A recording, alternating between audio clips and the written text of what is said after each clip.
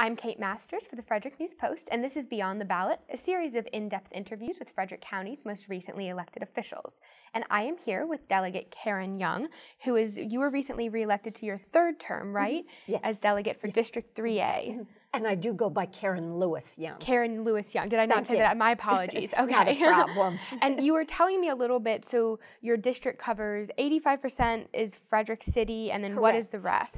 I call it an amoeba around the city of Frederick because it's not exactly a circle. Tiny bit to the north, a lot to the east, and Clover Hill, Spring Ridge, and a few smaller communities surrounding the city. Okay. But you are not originally from Frederick County, are you? Well, I've been here 22 years. Okay. And prior to that, I lived in New York, I lived in Pennsylvania, Colorado, Florida. Okay. I've been around. Sure. And where did you grow up? Pennsylvania. Okay. About 3.5 hours north of here, north central Pennsylvania, Montoursville, Pennsylvania. Okay. And did you grow up with siblings? Yes, I have a younger brother. Okay. And I think I read on your delegate page that you went to Columbia University in New York City. Is that correct? Undergraduate, I went to Franklin and Marshall College in Lancaster, Pennsylvania. Okay. And then I went on to Columbia for 2 master's degrees. The first was a master's in American history. Then I worked for a little bit and went back and got an MBA at Columbia. Okay, wow. And what made you want to jump from American history to business?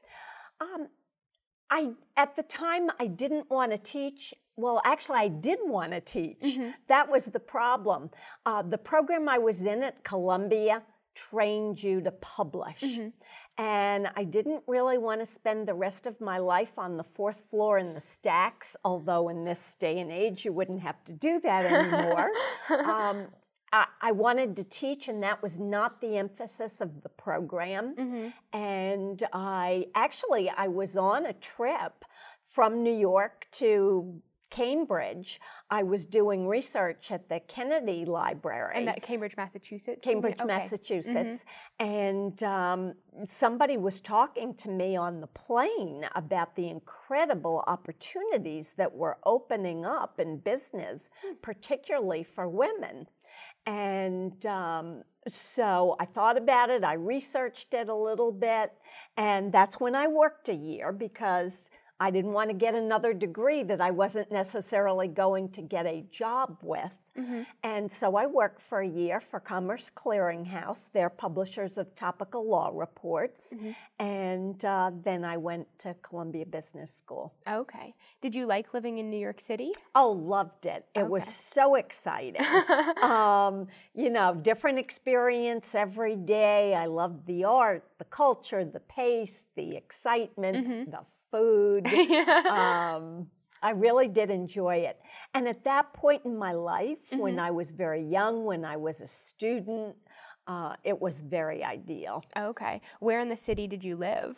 At first, I lived on the Upper West Side. And then I moved down to Midtown, 29th between 1st and 2nd, near many of the hospitals. Okay. At that time, my husband was an intern or was a medical student at NYU. Okay. And working 100-hour weeks, so we needed to be a bit closer to the hospital. Okay, sure. So I'm picturing it, you're young, you're living in New York City, and then what brought you down to Frederick County? Okay, well, that wasn't a direct path. Okay. I lived and worked in Manhattan for 15 years. Wow, okay. Worked for some very large banks and financial service institutions, American Express, Citibank, Chase Manhattan Bank. And I wanted to be I was traveling a lot too, and I had a daughter, and I didn't want to travel as much. And so that meant I needed to have a different kind of job. So the first half of my career, at least my career in the private sector, I worked for very large money center banks. And the second half of my career, I worked for regional banks. And so I mentioned I was in Boston for a while. I was in Florida for a while. I was recruited by Farmers and Mechanics National Bank in 1996 to be their chief marketing officer. So both marketing and training reported to me. I've been in Frederick ever since. Farmers and Mechanics no longer exists. First it was acquired by Mercantile, and then Mercantile was acquired by PNC, and that's kind of the story of banking, at least in the last couple of decades. But I loved Frederick, and I stayed on, and as you see, embarked into different careers. Okay, and so you moved down here for the job with Farmers and Mechanics? I moved here for the job. Okay. Right. Okay. At first I thought I'd be here 3 years. I mean, I'd always lived in large cities. Yeah. Miami, Florida, right outside of Boston, Manhattan, and I thought, okay, I'll be here 3 years. But Frederick I found to be the best of both worlds. It had great restaurants, and you heard me say food was important. Lots of art, culture, entertainment, and yet so much. And if I wanted to be in a big city, both Baltimore and Washington were an hour away. Okay. So talk to me a little bit, you worked, with big industries, with banking, for a lot of your career. So why in 2009 did you turn to politics and then wanted to run for alderwoman? Well, interestingly enough, it was my financial services background that sent me into politics. Everybody thinks that because I married into the Young family, but that had absolutely nothing to do with it. And in fact, my own family has been immersed in politics way before I ever met Ron Young. I was reading the newspaper back in 2009, and I thought the city made 2 really bad financial decisions. One was the purchase of the Hargett farm without a real plan on how to develop it and when to develop it, and at a price that was exorbitant. And 2, the employee buyout. And that was a plan very controversial. You could take the buyout, come back 2 weeks later. And I'm reading the newspaper and, by myself, look up at a mirror, and I saying to myself, we need to have elected officials that understand the financial ramifications of the decisions that they make. Saw my reflection in the mirror, had an aha moment, and 2 weeks later I filed a run for office. Okay, wow. Was it intimidating to take on that campaign sort of by yourself? No, absolutely not. Okay. I'd had a few more intimidating experiences before that. Okay, like what? Sitting in a boardroom with 12 board of directors looking at you like, what kind of crazy idea do you want to do now? Like rename the bank. Okay. Banking is an industry that has been very resistant to change, which is one of its major problems. Interesting. And so, the days of trying to rejuvenate banking so that it could survive were very challenging. Okay, interesting. And I know, so you during your first campaign and your first, term as alderwoman, what were some of your priorities for the city?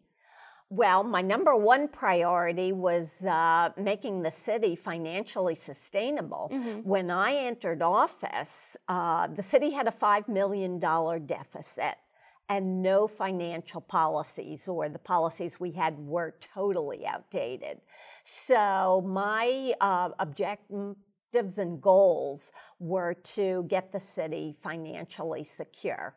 So budgeting was a top priority of mine, developing financial policies, the pension plan and the post-employee benefits were seriously underfunded. So I examined trying to reconfigure that so it was more secure, developing an ordinance that would say we needed to do some strategic planning so that we weren't just planning 1 year at a time. Those were some of my key priorities. And working better with our regional partners. Okay. And so you served 1 term, Correct. and then you decided to run for delegate. And there was a step in between. I ran for mayor. You ran for mayor? In 2013, Oh, I didn't ran know for that. mayor. Okay. And that was an interesting dynamic because a former mayor who was a Democrat, Jennifer Dougherty, ran as an independent. So what happened was the Democratic votes were split. In fact, former Mayor Jennifer Dougherty and I took over 50% of the vote, but Randy McClement won with less than 50% because the Democrats were split. Oh, interesting. Okay. Yes. And then, so I lost that election. I came in second. That would have been in the fall of 2013, I believe. And so 2014, like 3 months later, I decided to run for delegate. Okay. A lot of people said to me, "Oh, you're doing this too soon." And I said, "No, I'm not. The issues are the same. I'm just going to approach them from a slightly different direction. Got name recognition now, got some volunteers in place. Now's the time." Okay. And why did you want to make that jump to delegate or running for it? I really liked policy. I had been for a while the chair of the Washington Council of Governments, as well as serving as the vice chair of the Legislative Committee for the Maryland Municipal League. And while I knew the city needed strong leadership, I loved the policy. And many of the issues that I wanted to address, I felt could be addressed just as well, if not better, through the legislative branch. Okay. And that's why I decided to make that switch. Okay, interesting. And going into your first term as delegate, what were some of the major issues for you? Oh boy, that seems like ancient history.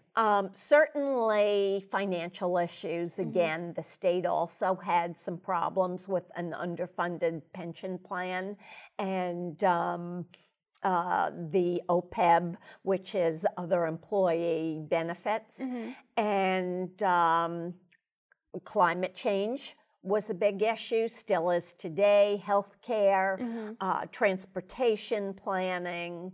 Those were, and jobs, and not just jobs, but good jobs, so that our citizens could afford to live in Frederick. Okay. Yeah, and because I was curious because you mentioned that you thought a lot of city issues could be addressed by the legislature. And Absolutely. I was wondering, like, what specifically you thought would translate. Well, education, that's an issue that I didn't mention that has always been very important to me. And that's not an issue the city addresses.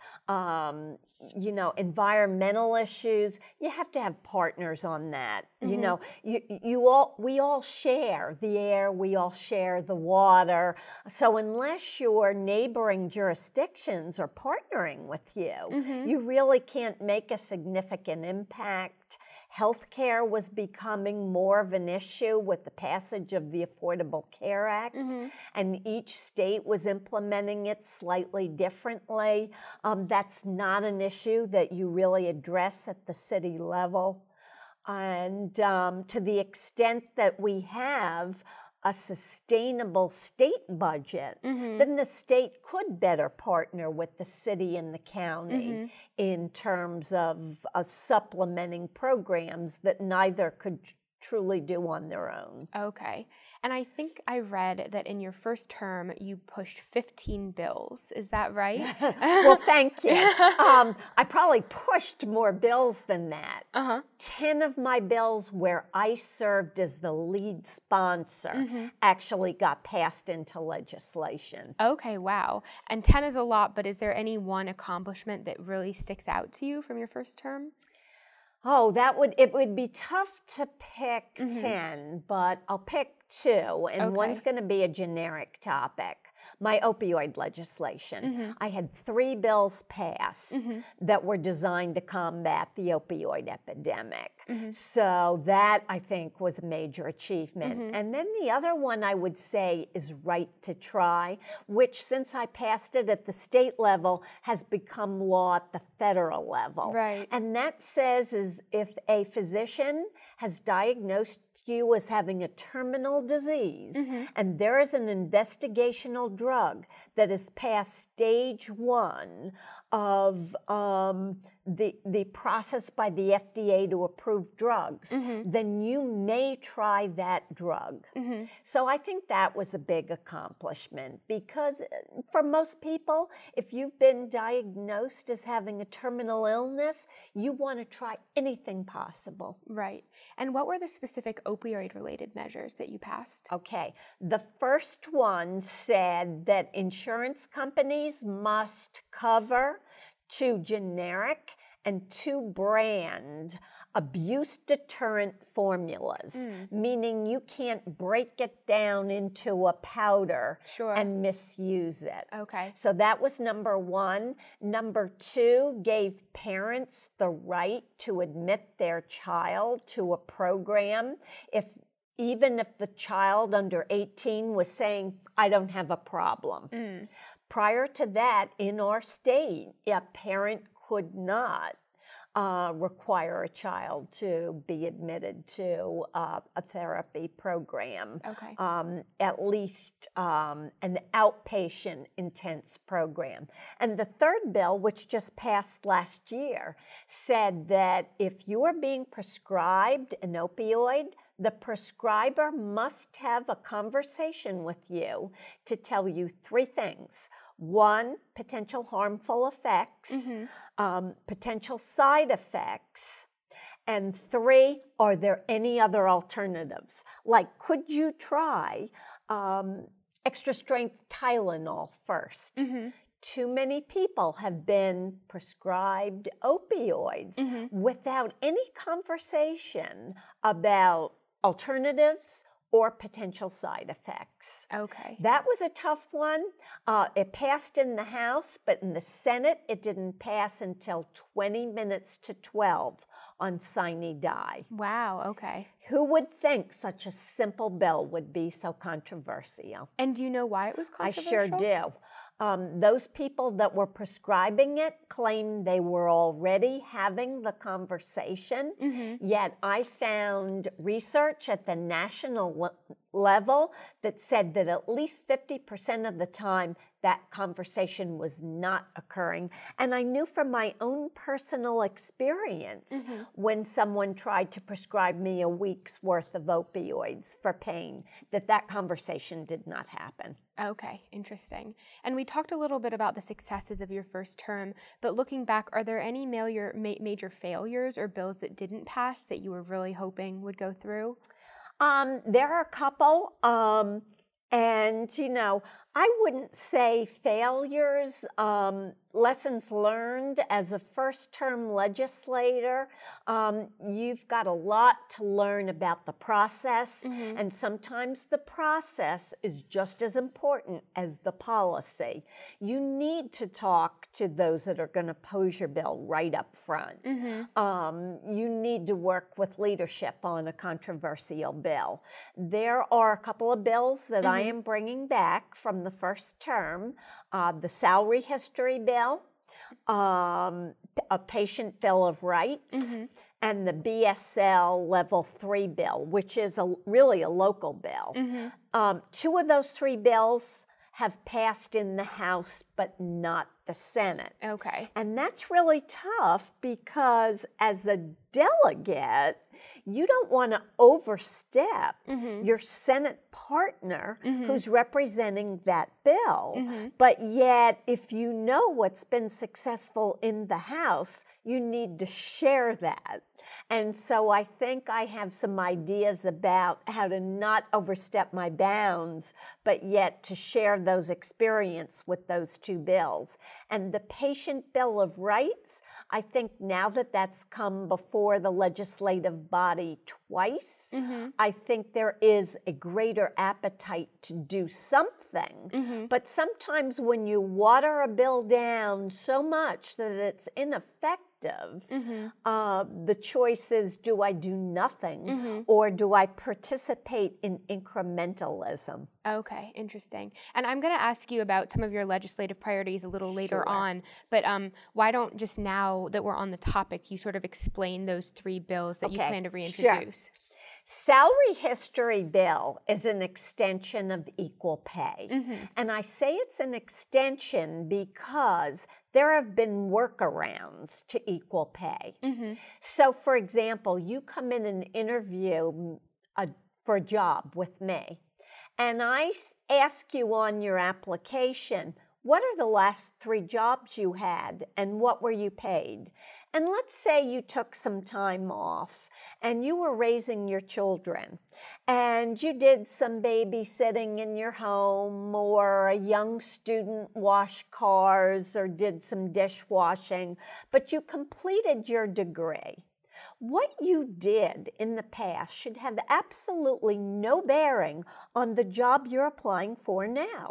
The job you're applying for now has a pay grade range, and the employer knows basically what they can pay you based on the requirements of the job. But too many employers try to see how little they can pay the employee and base it off something you did in the past.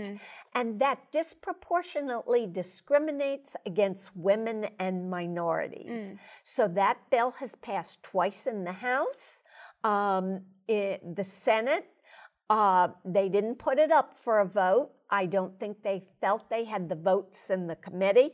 Totally different committee this year.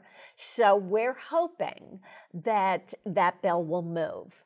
The second bill, Patient Bill of Rights, the Hospital Association, which is a very strong special interest group, has lobbied against this bill. Most of our hospitals in Maryland have a Patient Bill of Rights. They vary significantly. Johns Hopkins perhaps has the most robust.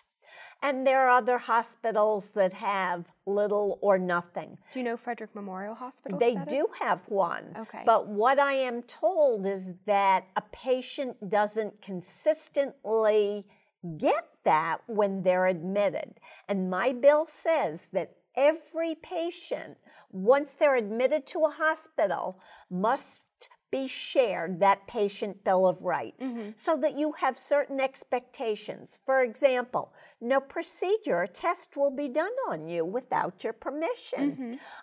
If you are discharged, if and when you are discharged, you have a right to be notified and participate in that decision.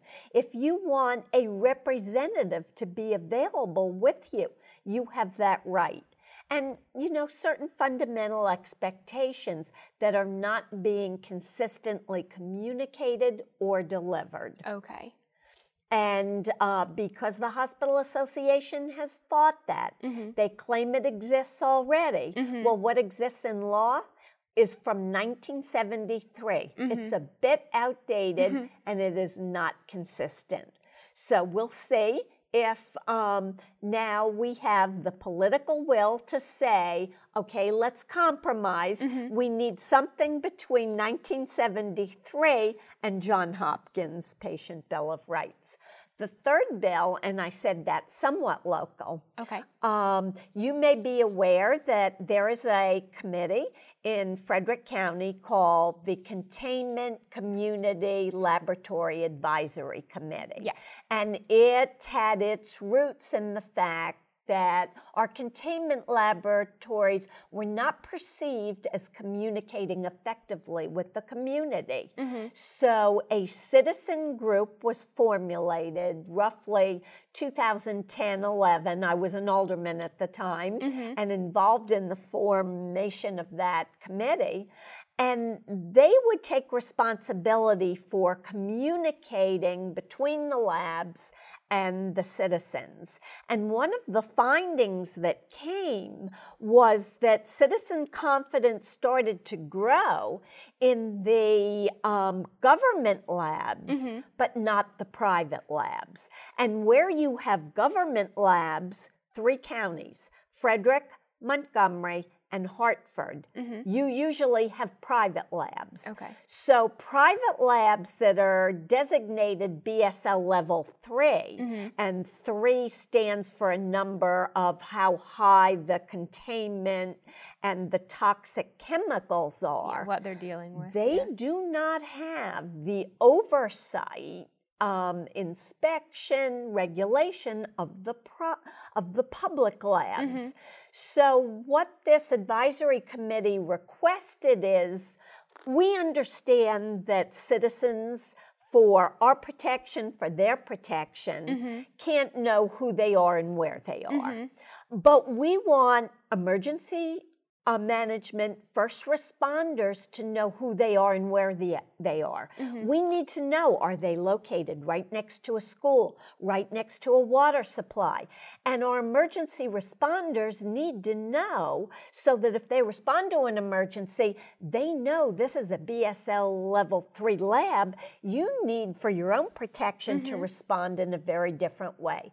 Past 3 years in the House, not in the Senate. Okay. So this will be our 4th attempt to try to move it in the Senate. Okay. And I wanted to go back to the first bill you mentioned, the salary history. Yes. And that interests me because I know that, you know, at the time you were entering, especially the business world, you were a woman in a vastly male-dominated sphere. So did that issue affect you at all? You bet. You bet.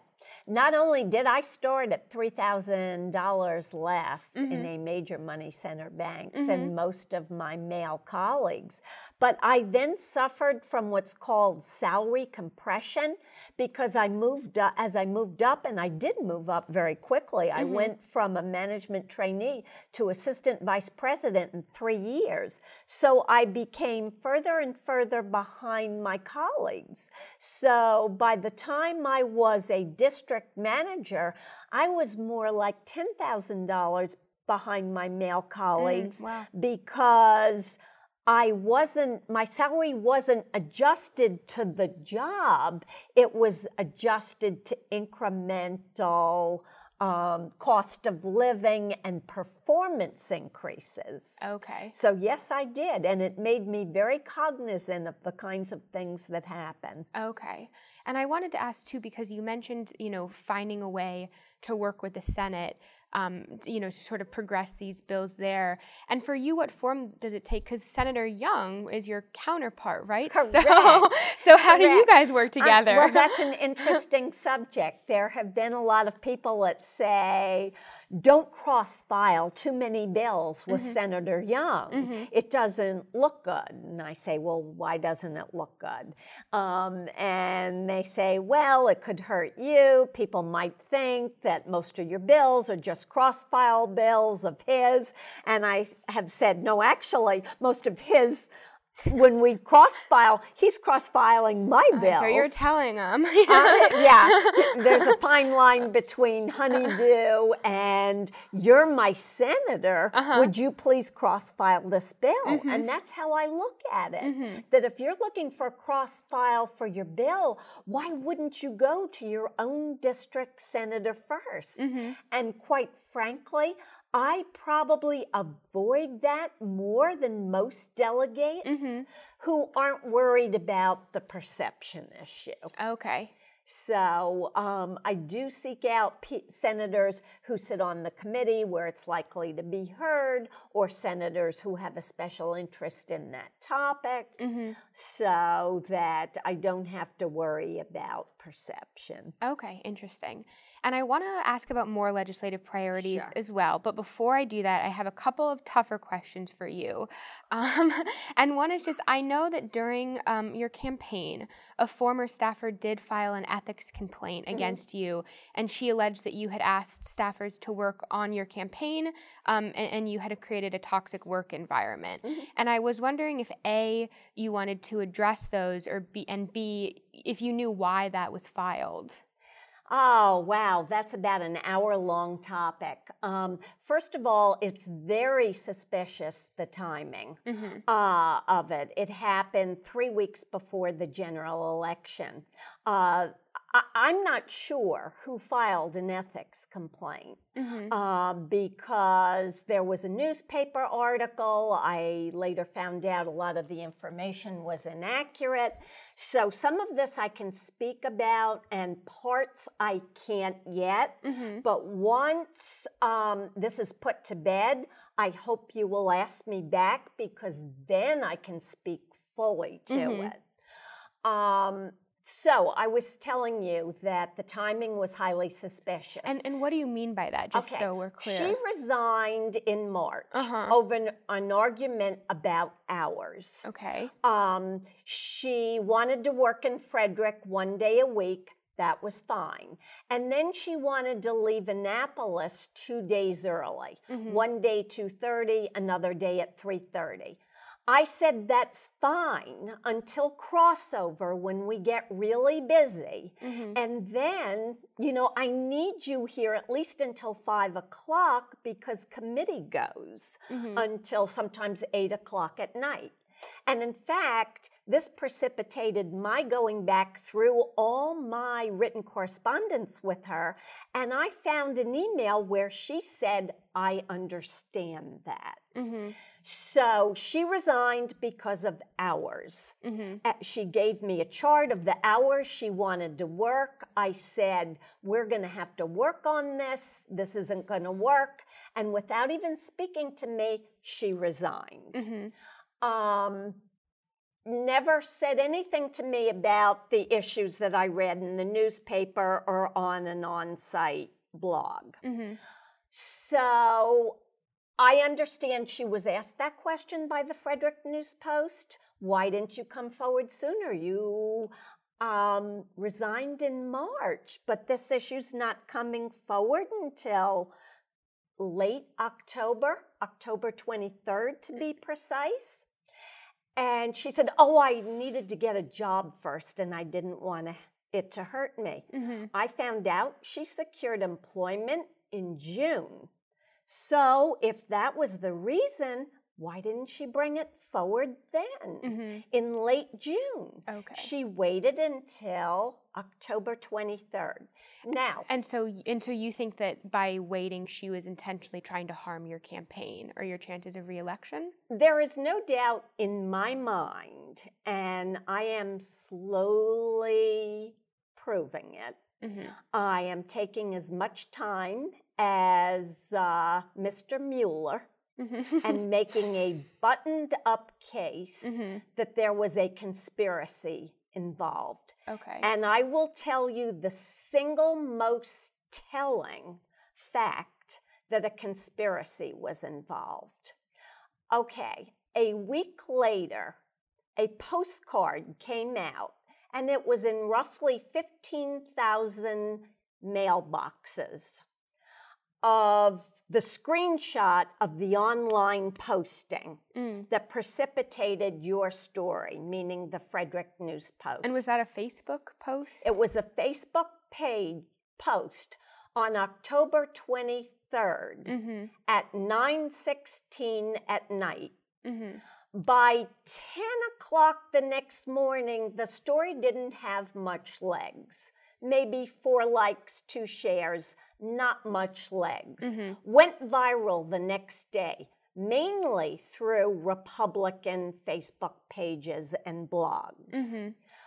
A week later, October 23rd, there was a mailing by a major firm in Virginia that does presidential campaigns. Now, they don't just stop the presses to do a mailing for Frederick. This was scheduled way in advance. In order to get a mailing done in a week, designed, printed, out the doors in mailboxes in a week, you need to schedule that way in advance. The screenshot that was on the postcard, the screenshot had 0 likes and 0 shares. Now, I just told you 10 o'clock in the morning, 12 hours later, it only had about 4 likes and 2 shares. Somebody had a heads up, it was up. Okay. Now, a third thing, somebody had to pay for that mailing. Targeted marketing in Virginia is not cheap. They do presidential campaigns. The authority line on the mailing said paid for by James Dvorak. He never paid for it. Okay. To date, he has not paid for it. Now, that's a campaign violations law. Okay. And do you plan to pursue that then? You bet.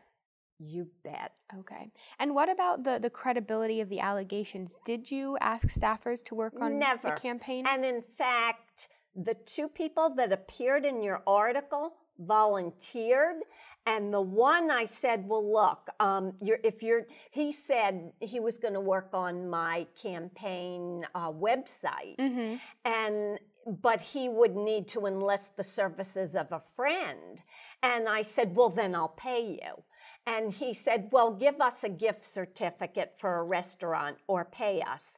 And I said, no, I'll pay you. That's cleaner.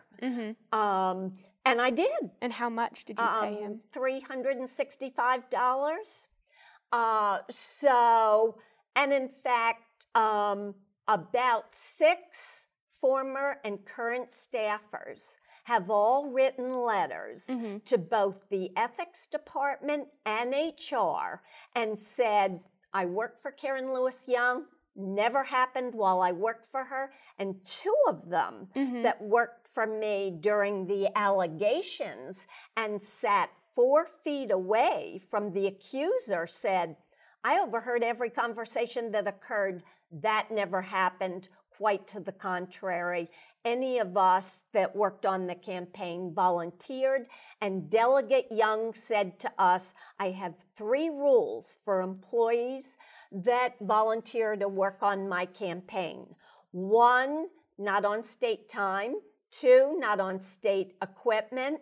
And 3, not in the office. And let me say one other thing, why this is so hurtful, other than the fact that it is totally untrue. And it was a major campaign, shenanigan isn't a strong enough word. It was a conspiracy. I have spent my life mentoring women. If you were to ask me what was my greatest accomplishment in the private sector, I wouldn't say the millions of dollars I made for American Express or Citibank. I would say the women I've mentored. 2 quick examples. Carrie Daly, plucked her out of a travel service office where she was selling travel packages, mentored her, coached her, talked her into going to business school. She's a former CEO of Starwood Hotels. Another woman doing training, I encouraged to complete her undergraduate degree, and she became a senior vice president in charge of 50 branches. My proudest experiences in my career are the people, and in particular, the women I've mentored. So this was both very untrue and very, very unkind. Okay. And I wonder if that complaint has progressed at all, whether you've spoken to April Clemens, the complainant, or if there's been any collaboration with the Department of Legislative Services or any communication. I have spoken to the Ethics Department and HR. At this point, our conversation is confidential because at least one of them is in the midst of an investigation. So they are pursuing it. I am also pursuing it through to other venues as well as legislative services. And what are those venues? I'm not going to speak about that now because that's confidential unless or until former charges are brought by me. Okay. So go back to your question again. I mean, I had just wondered if there was any progression with the complaint or any news. The ethics committee will probably be meeting sometime in January or February. Okay. And, I'm sure they will take not only my emails and my texts, but the testimony of, I think, 6 or 7 former or current employees that have said never happened, and in fact, 2 of them were witnesses. Okay. And the other tough question I had, and I asked this to Senator Young as well, because going back to the delegation meeting last month, as an objective observer watching it, it seemed like the 2 of you were opposed to Carol Krim being elected as chair of the delegation, and I was wondering if you could explain why you objected to the way that the proceedings sort of went on. Yeah, let me correct that because that's a totally incorrect perception. We were not opposed to the election of Delegate Krim. Mm-hmm. We were opposed to the process, to the way that Senator Huff manipulated the process, the way he chose who the delegation chair would be, which he did for the past 4 years, garnered the support. And in fact, I knew that's what was happening because Delegate Krim called me and admitted to me that I was the last person that she called, which disappointed me. I'd worked very closely with her for the past 4 years and as an older woman, so I would have thought she would have brought that to my attention right away. But it was the process, and not only was it very manipulated, but Senator Young tried to call Senator Huff, and he would not return his phone calls. Okay. And we offered an alternative. We said, okay, first year, we'll do it this way because it's obviously a done deal, but let's set a process in place for the future so that this doesn't happen again. And detail what your plan was. What the plan was is we've got 8 legislators, 4 Democrats, 4 Republicans. 1, everybody should get a chance. 8, 4 terms, 2 people in leadership, everybody gets a chance. So every other year, a Democrat would be chair, and that year a Republican would be vice chair. And on the alternate years, a Republican would be chair, and a Democrat would be vice chair. That would make for a nice even distribution, and everyone would get a chance unless they said, I don't want to do this, in which case it would pass on to, it would rotate. Delegate Krim initially thought that was a good idea, or she said she would certainly entertain And it. did you call her before the delegation meeting to get her opinion on that? Yes, I did discuss that with her by phone, and she was amenable to it. And then she changed her mind. There's no doubt in my mind she talked to Senator Huff. Senator Huff said no, because that would take control away from him. If we had a plan in advance for all 4 years, then he couldn't designate who would be chair and vice chair every year.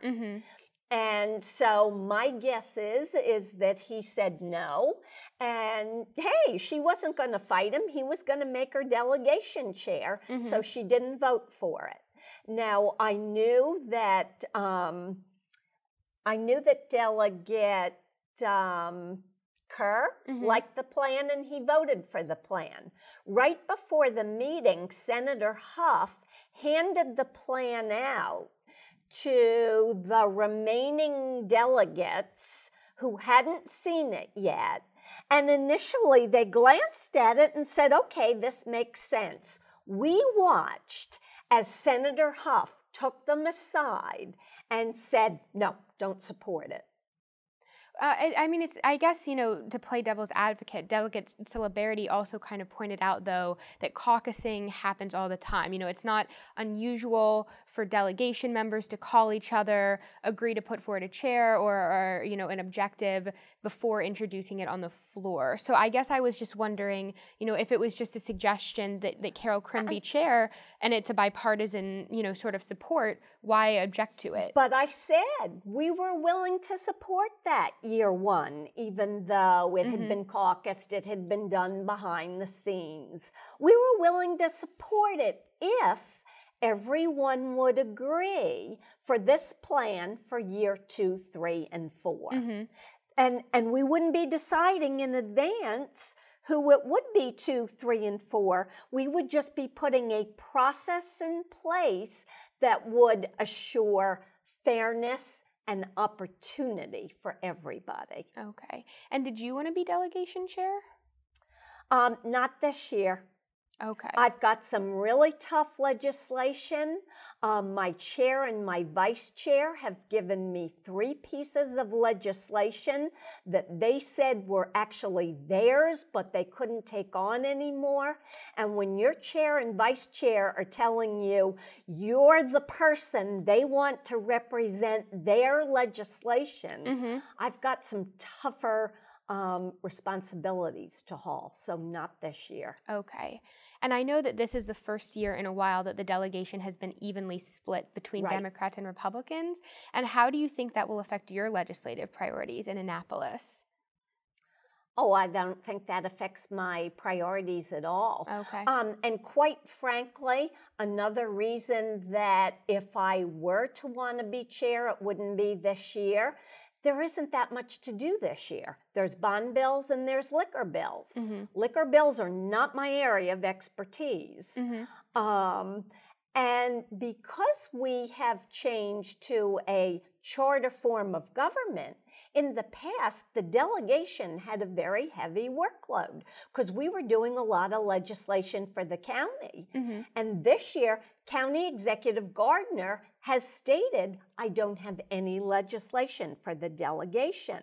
So we're just doing liquor bills and bond bills. Okay. And at the end of the day, I don't know to what extent that influences bond bills. It has some leverage, but there are many more variables. And as I said, there are people on the committee, such as Senator Young and Delegate Pipke, with far more experience on liquor bills. Sure. So I prefer to take greater responsibility on the areas where I have expertise and direct influence. Okay. And in terms of legislative priorities in Annapolis, I know that 85% of your district is Frederick, and I know that you're a supporter of the downtown hotel project. Right. And do you consider that one of your priorities this session? First of all, I wouldn't call it the downtown hotel project, and I think that's been a part of the problem. Okay. Where we're looking for funding has nothing to do really with the hotel. The hotel is 100% funded by the developers. And the state funds would pay for infrastructure then? Infrastructure, limited to parking. That's it. So I would rather call it the downtown infrastructure support legislation. Yes, the parking is affiliated with the hotel, but also 200 other businesses that are within 10 minutes of that downtown hotel and conference center. And my reason for support was always more the conference center than the hotel, because the conference center would have a public purpose. But in response to some of the objectives, the funding has moved from supporting the conference center and more generic infrastructure items such as engineering and site plans to solely focused on parking. And so I agree, because of the economic development opportunities associated with that parking facility, which is affiliated with the Hotel and Conference Center, I will continue to support it. Okay. And I know that Governor Hogan, as of right now, is opposed to using state funding for the project, and he chairs the Assembly's Board of Public Works. So is that a concern of yours? Is he really opposed to state funding of projects like this? Because he wholeheartedly supported funding the Grumman expansion, and he wholeheartedly supported $5 billion in trying to get the Amazon location here. He's now supporting a land swap for a sports team. So I wouldn't say he's opposed. Well, in terms of this particular project, though. Governor Hogan, I believe, and I haven't talked to him about it. I wanted to, but I couldn't get an appointment with him.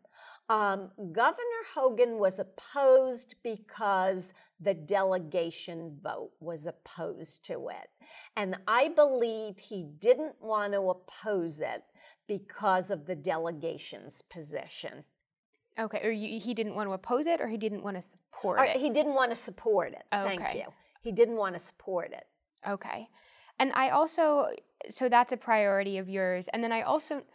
It is, but, you know, I will say I always have, and I continue to have greater priorities. Okay. Because one year you did an article, and you asked members of the delegation... so the news post. What was, yeah. Yeah. The news post. What was your greatest achievement? And I noticed two of my colleagues said obtaining funding for the Downtown Hotel and Conference Center.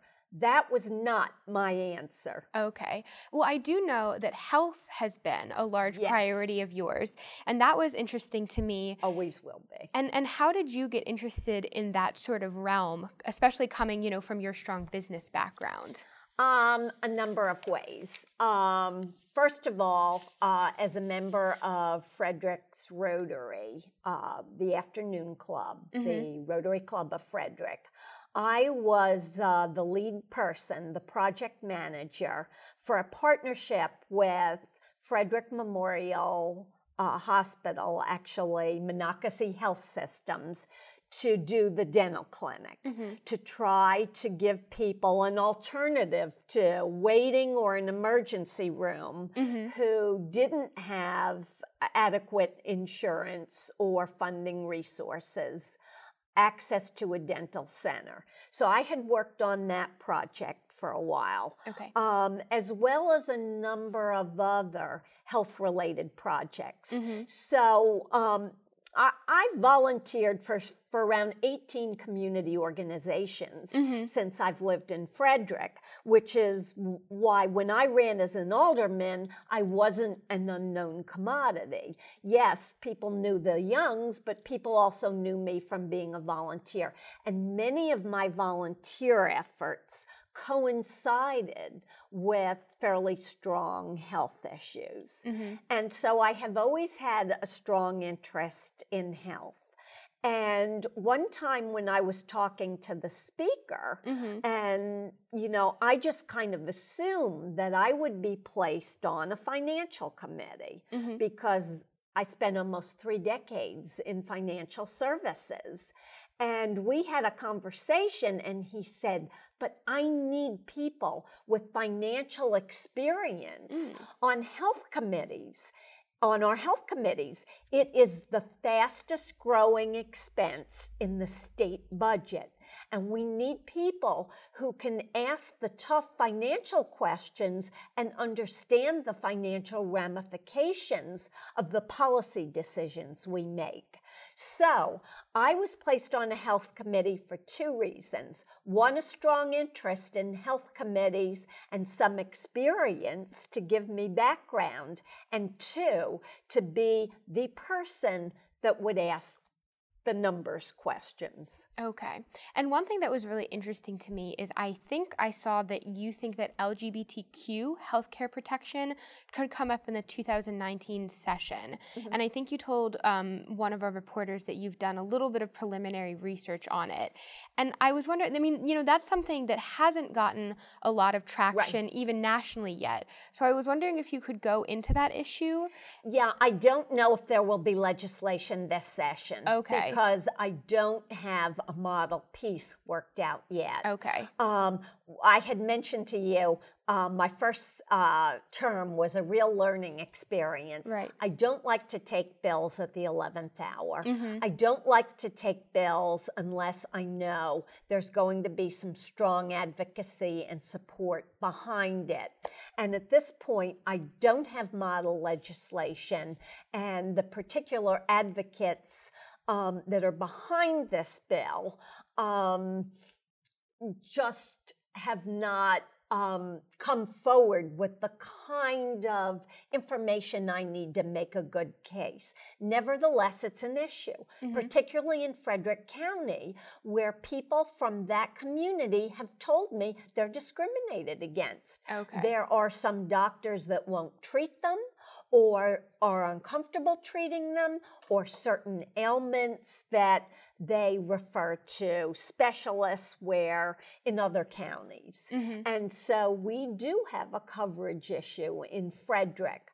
But, you know, until I have good model legislation in place, I don't want to move forward with it. Okay, but essentially the issue is in terms of LGBTQ people that they're not necessarily receiving equity of care, or the care is not available for their specific health needs. It's not available, and there's some discrimination going on in the way they're treated as patients. Okay. I know another huge health issue, including in Frederick County, is the opioid crisis. Right. And do you plan to advance any new legislation to help address that? I am looking at something that just passed in New York recently that takes, that requires some of the pharmaceutical industry to take some responsibility in take-back programs.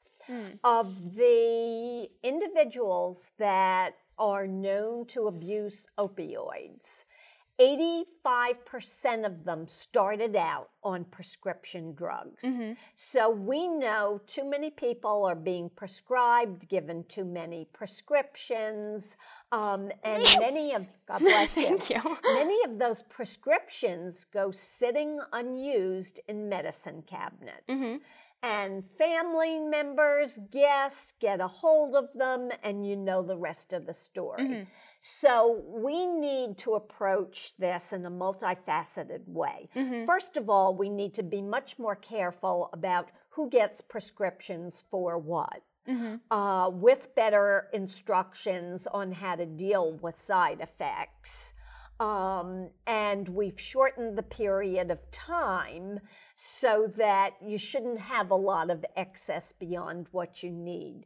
Now we need greater participation in take-back programs so that those drugs aren't sitting with too much accessibility in home medicine cabinets. Okay, interesting. And then more broadly, I mean, what are some of your biggest legislative priorities in the coming session? Are there any that you're really passionate about that you haven't mentioned? That I haven't mentioned. Well, certainly two that I did, the salary history and the patient bill of rights. I also am bringing forward a bill on pediatric cardiology issues. And that is one of the bills that was actually given to me by either my chair or my vice chair, that will help better identify and treat pediatric cardiology issues. And another important bill I will be doing this session is, and this will be a very contentious argument, eliminating the ability for minors to use suntanning beds. Interesting, okay. And I did somewhat of a similar bill last session, whereby a child or an adolescent does not have to have a doctor's prescription to bring sunblock to school. Believe it or not, there were few counties where the child needed a prescription to bring sunblock to school. So we know that when too much exposure as an adolescent to harmful ultraviolet rays seriously impacts your likelihood of skin cancer later in life. So the same kind of philosophy brought me to support a bill that says these sun tanning beds, which, believe me, are not healthy. They may give you a glamorous tan, but they're not healthy, should be off limits to children, to anyone under 18. Obviously, this will be fought by the industry, but I believe we've got the science and the healthcare evidence to produce that, to make the case that it's very dangerous for minors. Okay, great. Well, Delegate, we've spoken a lot about politics, Sure. But I wanted to ask a few more personal questions as well. And I was wondering, just to start off, could you tell me a little bit more about your family? Sure. How far back do we want to go? You can go back to your parents. Okay. And I'm going to go back because I want to talk about the family that has conditioned who I am and what my priorities are. My grandfather was smuggled out of Eastern Europe in the early part of the 20th century with only the clothes that he could wear on his back. Today he would be called an illegal immigrant. Wow. Because he came to escape religious persecution. And when you say smuggled, what was the persecution and what was he facing? I come from a Jewish family. Okay. And at that point in time, young Jewish men at the age of 13 were conscripted into the Tsar's army at the age of 13. And you had to serve for 25 years. Well, Wow. if you're serving 25 years in the Tsar's army, you're not coming back and making babies. So it was another form of genocide. Now, if you were caught trying to escape, you were shot. Wow. So that's why he was smuggled out. Okay. He arrived in this country, and education was his greatest priority. And I was the oldest of 6 grandchildren. Okay. And I remember him saying to me, if you're ever smuggled out of the country in the middle of the night, your education is the only valuable possession you can take with you. And I used to laugh and think, smuggled out of the country in the middle of the night in the United States of America? How likely is that? But it was a good lesson learned, and it always made education one of my top priorities and the priorities of my family. There are 3 educators in my family. My aunt, my late uncle, who was a very noted American historian, and my mother, who was a high school history teacher.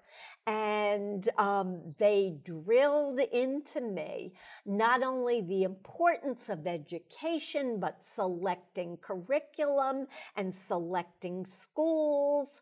And our dinner conversations were a combination of politics and education. Okay. So that's kind of what brought me to who I am today, what my values are, the choices I've made in life, in the schools I've selected, in the issues I've pursued. And of course, you know who my husband is. I have a Do you want to say it just in case people are watching and don't know? My husband is Senator Ron Young. Okay. And I have a daughter who lives in Frederick, and she is the director of Health Home Services at Way Station. Okay. So my daughter is also involved in delivering more cost-efficient, more accessible health care as well. Wow. So it's a family issue. Yeah. And how did you and Senator Young meet? Over the Weinberg Center for the Arts. Okay. in about 2003, I believe. I was chairwoman of the board of the Weinberg Center of the Arts. Jennifer Dougherty was the mayor of the time. At the time, she wanted it to go private. I was chairwoman, and in fact, Bill Hall was the president pro tem of the Board of Aldermen, and Mayor Dougherty said, why don't you go talk to somebody who's done this already? And Bill Hall said, go talk to Ron Young. If you know Ron Young, he's done this before. So I guess I could thank Mayor Dougherty and former Alderman Bill Hall, because it was their suggestion. I called him up. I said, can you meet me? Tell me about your experience. What can we learn? What mistakes shouldn't we make? We met for lunch. I think it turned into a 3 or 4 hour conversation, and we realized we had so many other interests in common too, not just the arts, but education, politics, theater, and travel. And shortly after that, probably about a month later, we started dating. Oh, okay. And how long have you been married now? We have been married, we got married in 2006, so 12 years we've been married, and we were together 3 years prior to that, so 15 years. Okay, wow. And what was your first official date with him? Well, this is sort of interesting. He was going to Manhattan, and he had tickets for a tennis match, and he told me that he was going with a good friend who had to cancel. And he said, do you know of anyone that might want to go to Manhattan? Well, leading question, but it beats, would you like to come to my house and see my etchings, which he could have done because he's a painter. So I said, yeah, I'd like to go back to Manhattan. So, and he said, oh, I bet you can't show me anything in Manhattan that I don't know about. And I said, I'll take you on that. Okay. So I went to Manhattan on a dare and on a bet, and I won the bet. What did you show him? Zabar's. Zabar's. I don't know what that is. Okay. He wondered when we had to take 3 subway trains to get there. He said, where are you taking me? I said, a food museum. Zabar's is one of the most notorious New York delis, but it's way beyond that. They import their French bread from Paris on a daily basis. They probably have 100 kinds of coffee. They have all kinds of ethnic foods, and it just, you can get things there. It's like a Wegmans on steroids. And I wanted to ask you too, you said you spent 13 years in Manhattan, right? Before about 15, either living or working in Manhattan. Okay. Yes. And do you have like a favorite or a funnest New York memory that you remember or can call back? A favorite. Oh, gee, it's tough to say a favorite, but I have one memory that always comes to mind. I was in Manhattan during the Son of Sam murderings. And he was targeting young women. Right. And I believe at that time I was still a graduate student at Columbia. And of course we were all counseled, don't go out alone at night, and don't do this and don't do that. And I thought, I'll be damned if I'm going to let somebody intimidate me. And that is part of my personality that is still true to today. And I remember at 11 o'clock at night going up to a fountain in Central Park, and then I walked by the Plaza Hotel, and I just kind of walked about 3 miles of some of the most famous sites in Manhattan to make a statement. I will not be driven off the streets. I will not live in fear. I will not be intimidated. Wow. I will not be bullied. And I have some rapid fire questions for you too, if you're ready. Sure. Okay. So you got me warmed up. Yeah, I've got you warmed up. So the first one is pretty easy though, and it's just whether you're a dog person or a cat person. Oh, that's hard to say. When I have a house and a little bit of land, I'm a dog person. When I lived in an apartment, I'm a cat person. Okay, and I think Senator Young said that you have 2 dogs now? We have 2 dogs. We had 3 until early August. Oh, I'm sorry. And we lost our almost 17-year-old. Oh, gosh. Do you have any cats? We do not. My daughter has a cat. Okay. Okay. And then what about... So that's my grandchild. Your grandchild? Your one grandchild? No, I have a grandson who's 10 years old. Oh, okay. So I have a fur grandchild and a human grandchild. Okay, very nice. And then the second question is also pretty easy, but it's just whether you're a pie person or a cake person. Ooh, I would have said ice cream. But if I have to choose between pie and cake, I'll go pie because more frequently you'll put ice cream on the pie. And I like fruits, so I tend to pick the fruity kind of pies, although pumpkin's my favorite. Okay, pumpkin is your favorite. Do you have a favorite type of ice cream? Pumpkin or coffee? Pumpkin. Well, actually, I have had pumpkin ice cream. The Pop Shop downtown will do it, like from Trickling Spring seasonally. Do you have a favorite food in general?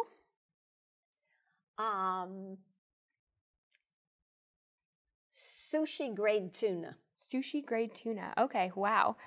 And the next question that I have is a little bit tougher, but it's if you could have dinner with 3 people, living or dead, what 3 people would you have dinner with? That's an easy question. Okay. My father. Okay. And my grandparents. Okay.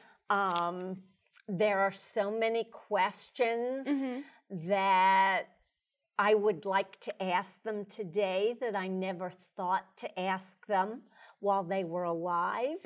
And I'd like to tell them, here's what I've done with my life. Okay. So those are the 3 people I'd most like to have dinner with or just spend some time with. Sure. And tell me a little bit about your father, because I don't think we talked about him. My father passed away 9 years ago. He died from emphysema. He was a heavy smoker. This also made me very interested in healthcare. And he was a wonderful father, very fortunate. And if you would ask me, why do I feel lucky in life? It would, number one would be the parents I had. My mother's still alive. Just very sacrificing, very devoted, very protective. My education always came first. If it was ever a choice between my parents having to sacrifice something and paying for the best education I could have, they would do that. And I went to business school during a time that not many women went.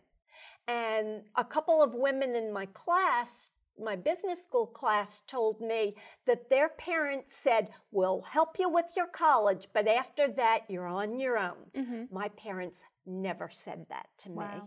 My father was an artist, like my husband, although my father's paintings get first ranking of placement, and my husband understands that. So he was a very creative person, and he was a World War II veteran. He was the first in his family to get a college education, and he went on the GI Bill. And he got an education. He came one step short of obtaining his master's. He never did the thesis. A hard worker, had an incredible work ethic, and work and family were always his priorities. Okay. So, you know, he's been gone 9 years, miss him terribly, but I still feel incredibly fortunate that I had him as a father and two such strong parents and devoted parents. And was he a working artist? No, he did it as a hobby. Okay. In fact, he never sold a painting for profit. Most of them he kept for private use, but when he gave them away, it was to support an animal organization. Okay. I'm a very strong animal rights activist, and if you've seen my legislative initiatives, I do have 2 bills that are either animal rights, animal protection, or kind of choice issues. So he would donate paintings to help animal advocacy groups raise money. And that is the only time he ever gave a painting away. Wow. And I think I really inherited my love of animals from him. Okay. And do you have any favorite books of all time or a favorite book of all time? Oh, wow. That's a tough choice because I've been a voracious reader. War and Peace, Anna Karenina, Tender as the Night, The Great Gatsby, Sound and the Fury. Okay, so those are a few of them. There's 5. Okay. And what about movies? If you had to take 3 movies onto a desert island, what movies would you choose? Only 3. Casablanca, Gone with the Wind, Shawshank Redemption. Shawshank Redemption, okay. And why those 3? 2 of them I just really enjoy old movies, and it's such a reflection on that period in history because before I was an elected official, before I was a businesswoman, I was a historian. So, and they're just really well done, really well acted. And Shawshank Redemption, it's such a revelation on not only the prejudices that endure in society, but the endurance and the strength of one particular character to make sacrifices. Okay. And this is a little bit of a different oriented question, but do you have an alcoholic drink of choice? Wine. Occasionally I'll have what's called a sissy martini, but usually I'm a wine drinker, and I drink red in the winter and white in the summer. Okay. What is a sissy martini? It's fruity. Okay. It's kind of sweet. Okay. And then what about, I know that your husband, Ron, is an artist, but do you have any hobbies outside the office? I used to be an avid skier. Okay, wow. I was a very good skier, but it's tough to ski when you're in Annapolis January through April. Right. So I haven't done a whole lot of that anymore. I still swim. I swim laps for exercise. I still read quite a bit. In fact, when I'm not working, I'm reading, and there's a lot of overlap there. Okay. And occasionally I like to travel as well. Okay. And do you have a favorite restaurant in Frederick? Ooh, do I have to name just one? You can name more than one. Okay. There are 3 that come to mind. Okay. The Wine Kitchen, Okay. El Porto, and Le Parc. Okay. Okay. And do you have a favorite among those? Probably the Wine Kitchen. Okay. And this is sort of, you mentioned that you like to travel, and I was wondering, sort of along those lines, are there any bucket list items that you haven't crossed off yet, but you really want to do? I'd like to go to Greece. Okay. There are 2 places I'd like to go. Greece, and not just to Athens, maybe 3 days in Athens, and then the rest of the time going island to island. Right. And I would like to go back to the communities in Eastern Europe, where my grandfather came from and where more distant relatives perished from. I have many distant relatives, like my father's cousins, that after the Holocaust were never heard from again. And, you know, I don't know that there are any records. The Germans destroyed birth records. There were no death records. But with the improvements of science and technology and DNA, perhaps there's a chance that maybe we could start painting the story of so many distant cousins that never made it to the United States or Israel and perished from persecution. Yeah. And where in Eastern Europe did your grandfather come from specifically? Well, he used to joke and say it was a little town called Duckshitz. And I suppose a town like that existed. But outside of Minsk, my grandfather came from. My great-grandparents immigrated from Kiev. Okay. So mainly Western Russia, Eastern Poland. And of course, the boundaries changed after World War II. So many of the relatives that came prior to World War II, from Poland, it's now Russia. But those that didn't make it from Poland are definitely gone, because actually Poland was as bad, if not worse, than Germany in exterminating Jews. Yeah. And beyond Greece and Eastern Europe, are there any other places you'd like to travel? Australia. Maybe some countries in the Far East. Okay. Oh, I'd like to, there are states in the United States I'd like to go to that I haven't been to. I'd like to go to Alaska. Okay. And what would you like to see there? I'd like to see the coast and the islands. Okay. Great. Well, Delegate Lewis Young, I don't know if I have any other questions for you, but thank you so much for coming in this morning and speaking with me.